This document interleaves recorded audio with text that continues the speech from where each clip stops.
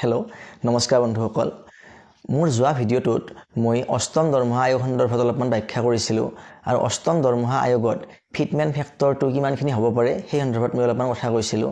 আৰু ফিটমেন্ট ফেক্টৰটো কেনেদৰে গণনা কৰা হয় অৰ্থাৎ এনে আমি যিকোনো এটা কথা কৈ দিলে ফিটমেন্ট ফেক্টৰটো নহ'ব অৰ্থাৎ কোনোবাই কৈ আছে যে 2.57 যোৱাবাৰ দিছিল এইবাৰ তাতকৈ বেছি হ'ব 2.87 হ'ব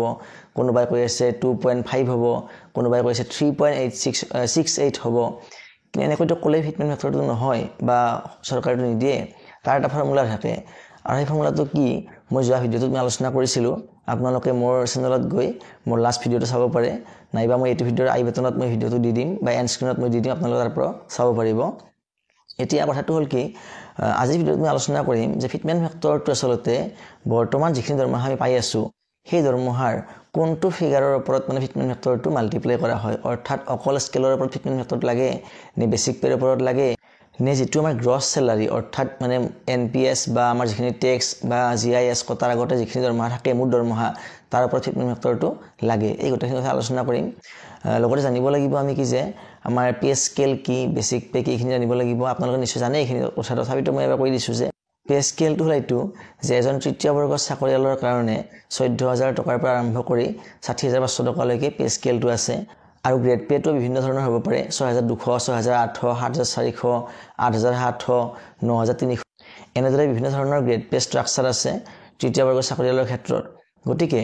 এতিয়া যিটো ফিটমেন্ট ফেক্টৰ এই ফিটমেন্ট ফেক্টৰটো মানে কোনটো ফিগাৰৰ ওপৰত মানে লাগু হ'ব বা কোনটো ফিগাৰৰ ওপৰত মানে হিচাপ কৰা হ'ব সেইখিনি কথা আলোচনা কৰিম এতিয়া ধৰা হ'ল যে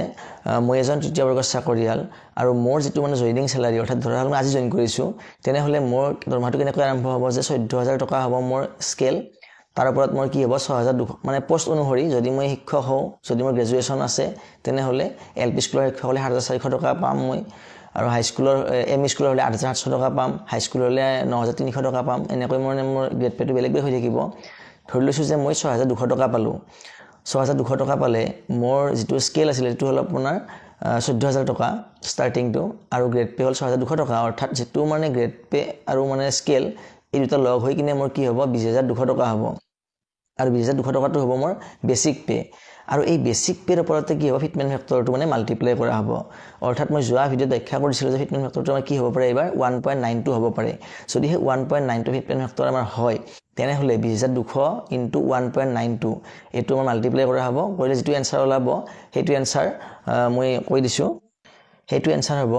38784 টকা গতিকে প্ৰায় 38784 টকাৰ আশে-পাশে আমাৰ কি হ'ব নতুন বেসিক পেটো হ'ব অৰ্থাৎ যেটো বৰ্তমান কাৰেন্ট বেসিক পে হেতুটো ইতিমধ্যে মই ক'লোৱে যে 20200 টকা কাৰেন্ট বেসিক পে কাৰণ grade pay plus pay scale লগ হলে বেসিক পে হয়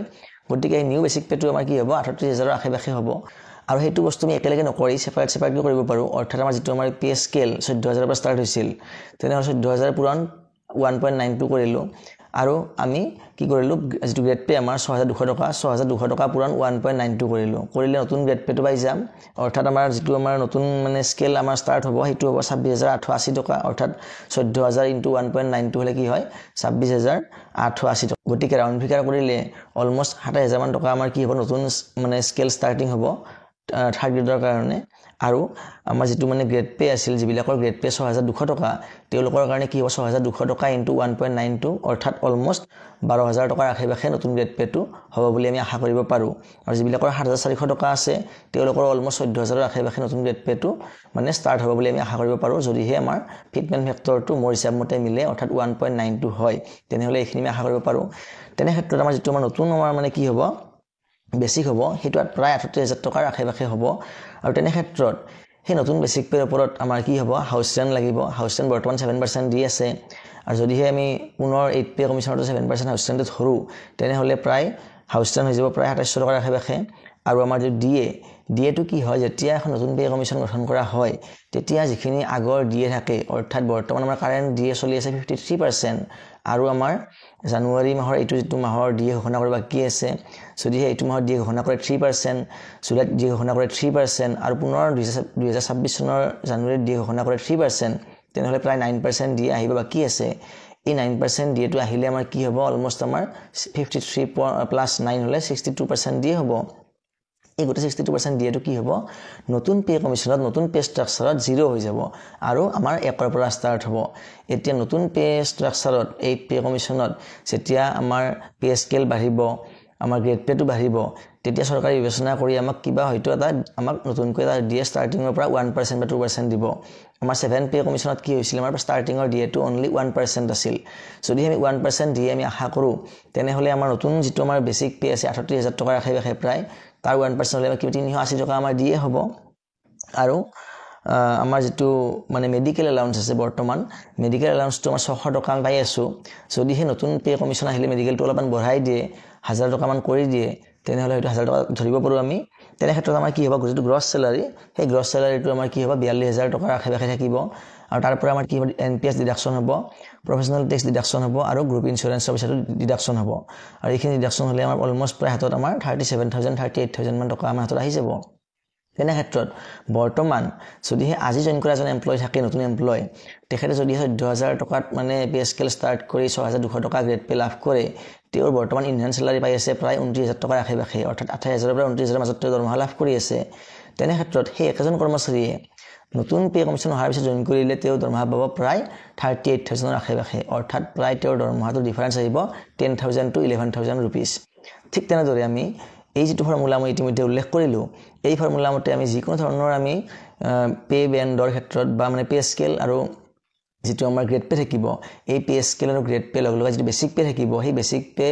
মাল্টিপ্লাই কৰি আমি যে 1.92 মাল্টিপ্লাই কৰি দিও তেনেহলে আমাৰ এপ্ৰক্সিমেটলি যেটো আমি দৰমহা ইনহেন স্যালাৰি আমি পাই যাম সেই ইনহেন স্যালাৰিটো আমি আখে আমি এটা ফিগাৰ পাই যাম আৰু সেইটোই হ'ব আমাৰ এই পে কমিশনৰ নতুন স্যালাৰি গতিকে আশা কৰো আপোনালোকে নিশ্চয় বুজি পাইছে ইয়াৰ আগৰটো ভিডিঅ'ত মোৰ কেইবাজন সন্মানীয় সাবস্ক্ৰাইবাৰে মোক মানে এটা কথা সুধিছিল যে আমাৰ মানে পে স্কেলটো ইমানখিনি আছে নতুন আমাৰ এই পে কমিশনলে কিমানখিনি দৰমহা হৈ যাব আপোনালোকক জনাও যে আপোনালোকে নিশ্চয় কথাখিনি বুজি পাইছে গতিকে আপোনালোকে এইটো ফৰ্মুলা প্ৰয়োগ কৰি নিজে আপোনালোকৰ যেটো বেসিক পেটো উলিয়াব নিশ্চয় পাৰিব আৰু বেসিক পেটো উলিওৱাৰ পিছত আপোনালোকে কি কৰিব বেসিক পে লগত মানে 1.92 মাল্টিপ্লাই কৰি দিব যেটো ফিগাৰ পাব তাতকৈ অলপমান টকা হয়তো আপোনালোকৰ কমিব অলপমান ডিডাকশন হ'ব এখিনি কমিলে আপোনালোকে প্ৰায় 1-2000 টকা মাইনাস কৰি দিব যিখিনি স্যালাৰি পায় হ'ব সেইটোই আপোনালোকৰ এই পে কমিশনৰ পিছত মানে আপোনালোকে পাবলগীয়া ইনহেন স্যালাৰি গতিকে এইখিনি আছিল আজি ভিডিঅটো আশা কৰো আপোনালোকে ভিডিঅটো চাই ভাল পাইছে বা কথাখিনি বুজি পাইছে যদি ভাল পাইছে তেনেহলে নিশ্চয়কৈ লাইক কৰিব এটা আৰু এনেকুৱা ধৰণৰ তথ্যমূলক ভিডিঅ' পাই থাকিবলৈ আপোনালোকৰ চেনেলটো সাবস্ক্ৰাইব কৰি ল'ব ধন্যবাদ